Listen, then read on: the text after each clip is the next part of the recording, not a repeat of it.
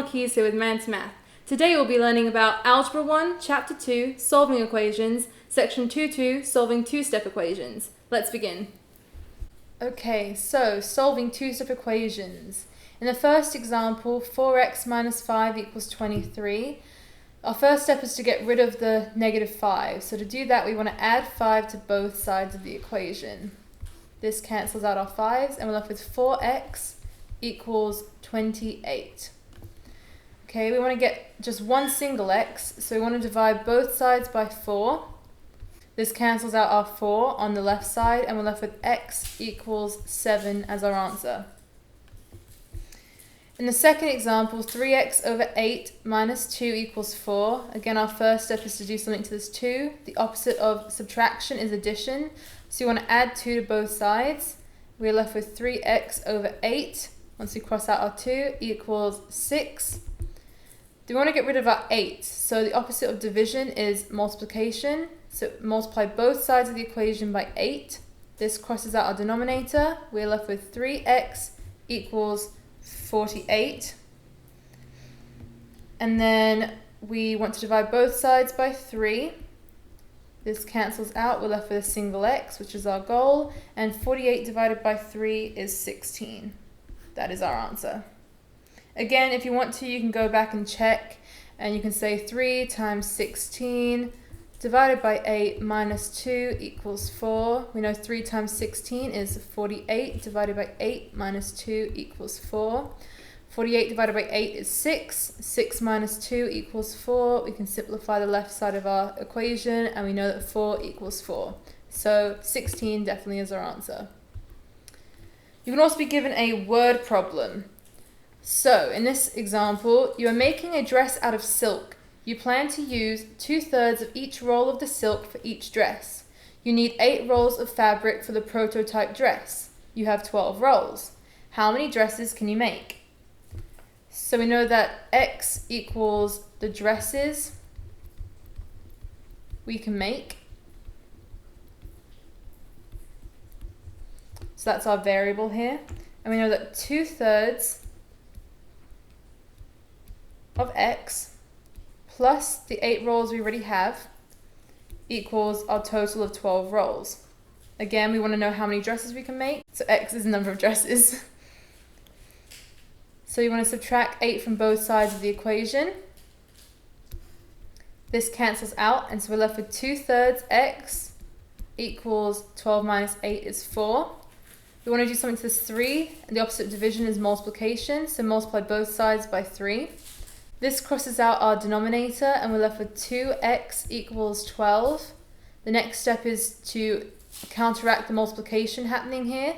So divide both sides by 2. This cancels out, and we're left with x equals 6 as our answer. So we know that we can make 6 dresses. This lesson also covers solving with multiple steps. For example, 4 times x minus 8 over 5 equals negative 12. So the first step you might think would be to multiply both sides by 5, but it's actually going to be the distributive property in the numerator. So what we want to do first is multiply 4 by x, which gives us 4x, and 4 by negative 8, which is negative 32. Then rewrite the rest of our equation down. And now we want to multiply both sides by 5. So here we go. This cancels out the denominator. We're left with 4x minus 32 equals negative 60. We want to get rid of our negative 32, so to do that we add 32 on both sides of the equation. That leaves us with, once we cross this out, 4x equals negative 28. Next step is to counteract the multiplication, so we want to divide both sides by 4.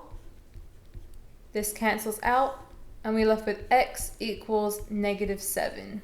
So here is our answer. This lesson also covers proofs. Okay, so they're going to give you a given, which is negative x plus 6 equals 4, and you have to prove that x equals 2. So to set up a proof, you have two different sides represented by a line, and your first step is to always write your given. So rewrite that, negative x plus 6 equals 4. Your reasonings are on the right side, and you say simply that it is your given. Okay.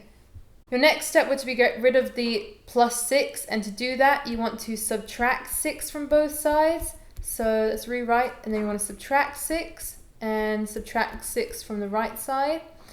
And your reasoning for doing this is that it is the subtraction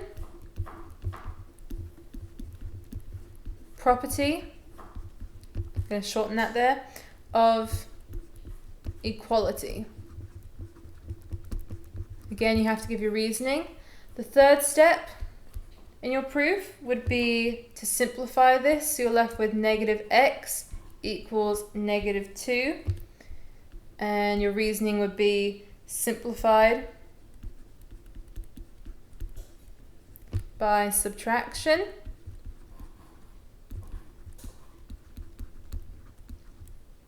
Okay, your fourth step would be to get rid of this negative sign. Now to do that, you would divide both sides by negative 1. So negative 2 divided by negative 1. Your reasoning for this would be division property of equality. Division, again, going to shorten property of equality. Okay, and our fifth step, once we divide both sides, this crosses out on negatives, and we're left with x equals negative 2 divided by negative 1, makes us positive 2. So x equals 2, and your reasoning for this would be simplified by division, and then you can say prove. I hope you enjoyed today's video. To view more lessons in the series, please click on the thumbnails at the right of your screen. And if you have any math-related questions, feel free to send me an email at eleanor@mantamath.com, and I'll be happy to answer them for you. See you then.